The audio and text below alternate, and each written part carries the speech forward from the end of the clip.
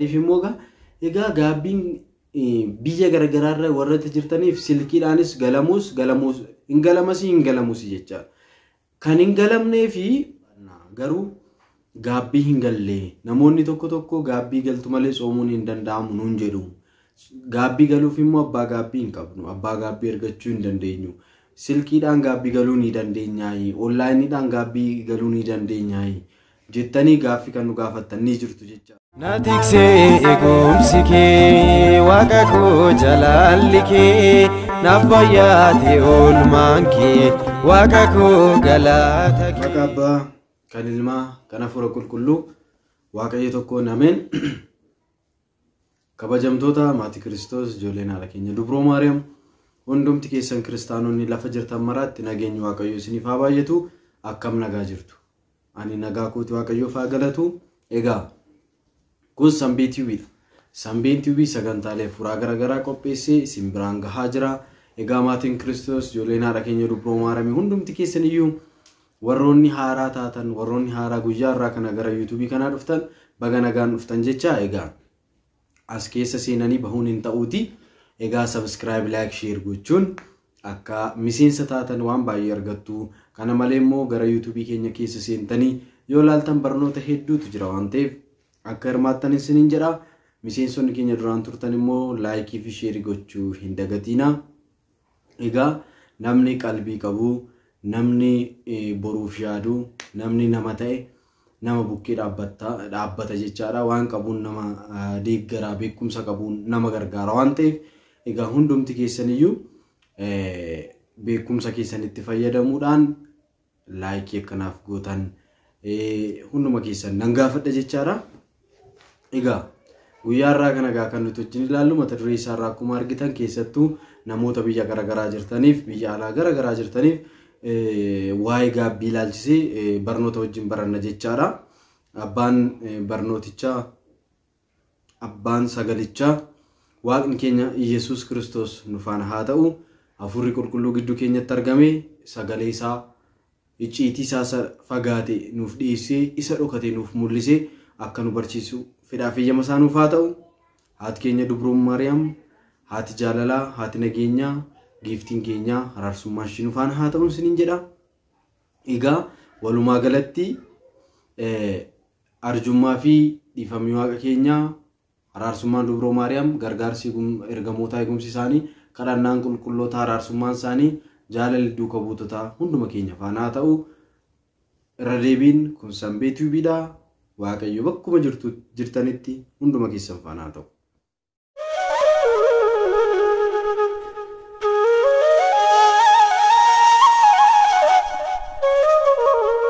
Egaa maatii Kiristoos keessattuu biyya garagaraa kan jirtan biyya alaa keessa ardii Awurooppaa, Ameerikaa, Eeshiyaa keessas biyyoota Afrikaa, ardii Afrikaa kana keessas kan jirtan biyyoota Arabaa keessa biyya garagaraa kan jirtan obboloonni keenya Ortodoksii Tawaahidoo hundumti keessan iyyuu waa'ee gaabbii ilaalchisee sooma kana keessa gaaffiin ka'u ni jira. Egaa soomii kana soomuu ni barbaadna garuu gaabbii hin galle namoonni tokko gaabbii galtu malee soomuun hin danda'amu nuun jedhu. Gaabbii galuuf immoo abbaa gaabbii hin qabnu abbaa gaabbii argachuu hin dandeenyu. Silkiidhaan gaabbii galuu ni dandeenyaayi onlaayiniidhaan gaabbii galuu ni dandeenyaayi jettanii gaaffii kan nu gaafattan ni jirtu jechaadha. Egaa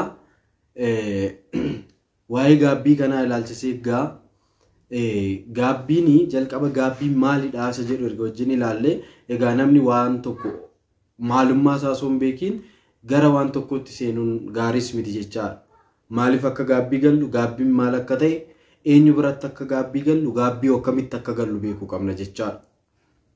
Egaa gaabbii jechaan waan taasisan tokko gaabbuu dhiisuu isaaf immoo gaabbii yeroo gallu jechaadha. Isa hojjanne dhiisuu isa raawwanne kanaaf gara fuula boodaatti gannee bira darbuu jechaadha. Bakka wantoota hojjanne suniif gaabbuu bakka amma fakkeenya cubbuu yoo hojjanne cubbuun hojjanne sun hin barbaachisu waan ta'eef cubbuu kana hojjedheeraani jennee gaabbinii garaa keenya gootu yaa Waaqayyo ani akkas taasiseera ani balleesseera jennee gaabbuudha jechaadha. Cubbuudhaan jechaadha. Kan nuti gaabbine cubbuu gaabbine jechaadha. Waan gaarummaa hojjenne namoonni tokko namaaf gaarummaa taasisanii namaaf waan gaarii hojjetanii kan gaabban jiru. Akkasumaaf akkas godhee maaltu gaaf sun maal taasisuu harka koo hidhee raate sulka koo cabsee raate amman kana jedhu maal taasisuu harraba koo hidhee raate namoonni jedhan jiru jechaadha. Waan gaarummaa qabu waan waaqayyo jaalatu waan waaqayyo wajjin walitti nu fidu hojjetanii namoonni gaabban jiru. Garuu cubbuu isaaniitiif gaabbuu hin danda'an jechaadha. Hundumti keenya akkasidha. Anas dabalateesi cubbuu keenyaaf hin gaabbinu jechaadha. Kan nuti gaabbinu gaarummaa hojjenneef maafan kana taasisee gaabbina malee cubbuu kan hojjenneerra jennee waaqayyo biraa deemnee gaabbiin fudhannu jechaadha. Egaa gaabbeechuun kan wantoota hojjennee suniif gaabbinee garaa keenya guutuu gara waaqayyootti deebuudha jechaadha. Cubbuu hojjenne tokko sonnoksi egaa cubbuu baay'ee hojjenne keessaa inni maal naan jedha lubni kun maal naan jedha namni maal naan jedha jennee gaabbii cubbuu hojjenne kana keessaa tokko dhiisne osoo garaan keenya beeku sodaanne yoo dhiisne gaabbiin jedhamu kun jechaadha. Cubbuudhuma sun hin jiraanna malee jechaadha. Gaabbii jechuun cubbuu hojjenne sun hunda gadi yaasne himuudha jechaadha. Waaqayyo hunduma keenya anas isinis cubbuu keenya hundumayyuu baasnee akka dubbannu cubbuu keenya hundumayyuu baasnee dubbatannee gaabbii gallee akka waaqayyo gara keenyatti deebi'uuf fedhaaf eeyyama isaanuuf haa ta'u. Egaa gaabbii jechuun isa darbaniif gaabbanii isa hojjetan dhiisanii gara fuulduraatti waaqayyoon ifama gaafatanii jaalalaan jiraachuu jechuudha. Egaa akkamitti gaabbii gallaa yoo jedhan immoo gaabbii kan gallu luba biratti jechaadha. Luba mana amantaa biratti abbaa gaabbii tokko biratti deemnee isaan qofatti jechaadha kan gaabbiin galamu. Ani isaan nun jedhan immoo nama biraatti dabarsinee hin himnu jechaadha. Gaabbii galeera jennee isin odeessinu jechaadha. Odeessuun qabnu kan nu beeku kan beeku isin luba sunii fi isin qofaan wal beekaa san gidduutti immoo lubni sun immoo waaqayyo wajjin walitti isin fida jechaadha. Waaqayyoon karaa nu qajeelcha malee luba miti jechaadha. Cubbuu keenya kan nurraa haqu asirratti kan beekuu qabdan. Maaliif deemtanii lubatti himtu maaliif qeesitti himtu nun jedhu namoonni tokko tokko. Phaawulos Saa'ol jechaadha. Saa'ol maaliif na ari'attaa jedheen Kiristoos. Egaa seenaa qulqullicha Phaawulos ni beektu. Qulqullichi Phaawulos wangeela garagaraa ergaa garagaraa nu barreesseera. Ergaa Qorontos, Roomee kan barreesse, ergoota baay'ee kan barreesse qulqullicha Phaawulos.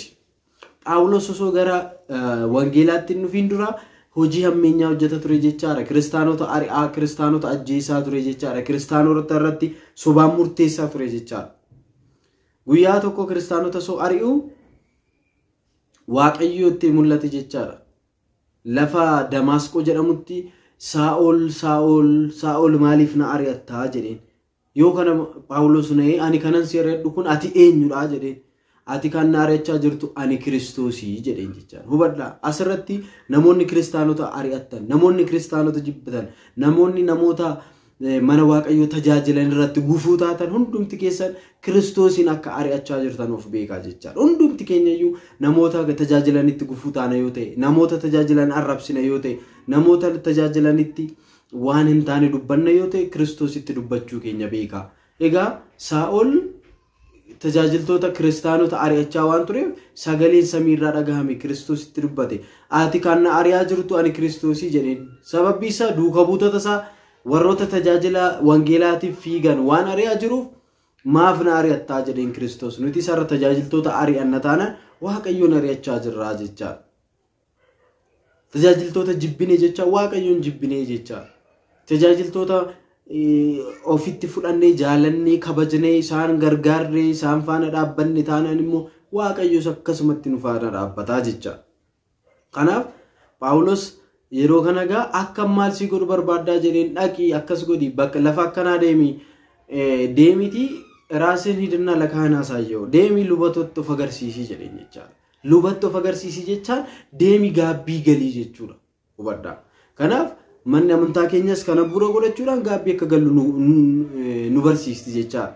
Nuti gaabbii kan gallu sababa kanaaf lubatti himna lubni kun immoo gaabbii keenya fudhatee cubbuu keenya sun dhaggeeffatee yaa mucaa koo waaqayyo akka dhiifama siif godhuuf egaa akkas godhi. Waaqayyoon hakkan ammana sagadiitii guyyaa ammanaa tsoomitii gara waaqayyootti bohii waaqayyoon kadhadhu nuun jedhanii karaa nu qajeelchu jechaadha. Akka luboonni nuun jedhetti immoo waaqayyoon ni kadhannaa sagannee boonyee imimmaanii jilbeeffanne yaa waaqayyo si yakkeera yaa waaqayyo si balleesseera maaloo ati dhiifama naa godhi jennee waaqayyoon kadhannaa waaqayyos dhiifama nuuf godha jechaadha gaabbiin kanadha. Kanaaf gaabbii kan gallu luba biratti jechaadha. Gaabbiin kan abbaan gaabbii keenyaa kan nutti dubbate immoo nama biraatti odeessuu hin qabnu akka gaabbii galleessi nama biraatti odeessuu hin qabnu akka gaabbiidhaaf kadhannus akka gaabbiidhaaf xoomnus xoomaa jirra jennees namatti dubbachuu hin qabnu kan nu beeku waaqayyo bichaadha. Haala kana namoonni tokko wuy ani nan xoomi keessa hin jira wuy ani hanga sa'aatii 9tti iyyuu nyaadhu akkasidha inta waan akkanaa xoomiin jedhamu jechaadhaan akkana himuu hin qabnu. Waaqayyo inni nuti dhoksaadhaan xoomne dhoksaadhaan kadhannaa keenyatti manne ifaan ifa nuuf kenna waan ta'eef haala kanaan deddeebuu qabnaa jechaadha. Egaa isa kana immoo gaabbii akkamitti gallasa jennuuf akkuma nama isiniin jedhe gaabbii immoo cubbuu keenya hunda osoo hin hambisiin himuudhaan jechaadha. Egaa gaabbii kana immoo onlaayiniidhaan bilbilaan waan garaagaraatiin seenuu dandeenya hin danda'amu moo hin danda'amu isa jedhu namoota biyya garaagaraa jirtaniif immoo egaa gaabbiin biyya garaagaraarra warra jirtaniif silkiidhaanis galamuus hin galamus jechaadha. Kan hin galamnee fi isinittan hima sababbiin itti hin galamneef gaabbii onlaayiniidhaan galuu kan hin danda'amneef hin danda'amas hin danda'amus kan hin danda'amnee fi egaa lubni isin bira jira yoo ta'e luba sun argattanii luba sun bira deemtanii lubni manni amantaa biyyi isin jirtan manni amantaa jiraatee abbaan gaabbii yookaan immoo lubni jiraatee luba sun deemtanii haasofsiistanii isa biratti galuu osoo dandeessanii as biyyatti dawwaleen bilbilaan gaabbii gala jechuun hin danda'amu jechaadha. Maaliif manni amantaa isin bira jira abbaan gaabbii isin bira jira qeesii achitti argattanii osoo dubbisuu dandeessanii abbaan gaabbii isin bira jiraatee haalli isiniif mijatee gadi baatanii haala mijeeffattanii luba abbaa gaabbii argachuu osoo dandeessanii isa achitti dhiistanii iddoo biraatti silkiidhaan hin galla warri jettan hin danda'amu jechaadha. Haalli amma namoonni tokko mana keessattuu obbolaanni keenya biyyoota arabaa keessa jirtan haalli isiniif hin mijatu mana akka baatan kan isiniif hin eeyyamamne ni jirtu otoo manni amantaa jiru akka gadi baatanii wanta akka hin taasisne kan isin dhoowwan jiraachuu danda'u jechaadha. Isin haala kanaan gadi bahuu hin dandeessan taanaan cubbuu keessanii biyya ormaatti du'a waaqni jedhu hin jiru waan ta'eef biyya keessanitti bilbiltanii abbaa gaabbii qabattanii cubbuu keessan abbaa gaabbiitti himtanii seeraan sagaddanii gaafa gaabbii keessan fixan waaqayyo isin haa hiiku isiniin jechuu danda'a jechaadha. Garuu immoo gadi bahuu dandeessu ala baatanii abbaa gaabbii argachuu mana amantaa deemuu dandeessu taanaan mana amantaa sunitti galuu qabdu malee dhiisaa achii dhiistanii asitti hin galla jechuun hin danda'amu jechaadha. Egaa walumaa galatti haala kanaan hin danda'amu. Garuu kan danda'amu immoo mana amantaa kan danda'amu immoo jechaadha biyyi isin jirtan yoo lubni hin jiraanne yoo manni amantaa hin jiraanne yoo gadi isin baasuu hin dandeenye manuma keessa hojjechaa ooltu malee eeree guyyuu deemuu hin dandeessan taanaan cubbuu keessaniin akka duutaniif waaqayyoon eeyyamu jechaadha. Waaqayyo hundumaafuu arjaadha waan ta'eef hundumaafuu kan danda'u waan ta'eef isin biyyatti dawwaltanii abbaa gaabbii keessan haasofsiisuu mariisisuu onlaayiniidhaanis gaabbii galuu ni dandeessu jechaadha. Garuu osoo lubni jiru osoo achitti haalli isinii mijatu haala mijataa keessa jirtanii waan hin barbaannu jettanii gara biraa deemuun hin danda'amu jechaadha. Garuu haalli isiniif mijachuu dhiisee rakkina guddaa keessa jirtu yoo ta'e waaqayyo cubbuu keessaniin du'ii manni amantaas cubbuu keetiin du'i jettu hin jirtu waan ta'eef haala kanaan gaggeessachuu ni dandeessu jechaadha. Kanaaf egaa keessattuu warroonni biyya garaagaraa keessa jirtan karaa kanaan baay'ee jireenya ulfaataa keessa akka jirtan ni beekna jajjabaadhaa jechaadha. Keessattuu xooma kana keessa immoo namoonni waa'ee xoomaa kaasaa turre viidiyoo kaleessa dheengadda darban keessa jechaadha.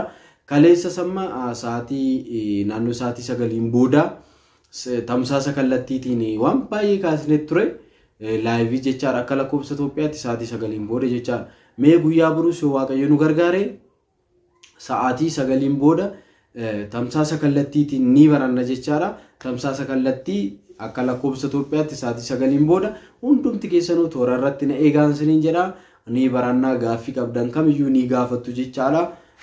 Gaaffii shakkitoonni kaasanii saataanii xooma kana keessatti waan gaaffii isinitti ta'e kamiyyuu ni gaafattu waan ta'eef gaaffii keessan qabattanii akka sagantaa tamsaasa kallattii kanarratti argamtan maqaa waaqayyootiin isin gaafanna. Egaa walumaa galatti waa'ee gaabbii kana haala kanaan ilaalleerra. Erga gaabbii gallee immoo wantoota baay'eetu nurraa eegama jechaadha. Namni tokko gaabbii galee gara iddoo duraa isaattis deebi'uu qabu. Hundumti keenya akkasii jechaadha. Gaabbii gallee gaabbiin keenya son xumuriin illee so ji'an guutiin illee garan taanetti kan deemnu ni jira. San boodas immoo gaabbii galuu kan sodaannu ni jira. Akka seera isaatti gaabbii guyyaatti cubboo hojjennee hundaaf guyyaadhaan gaabbii galaa jedha. Bakka wangeelli kana gaabbii galuu qabna jechaadha.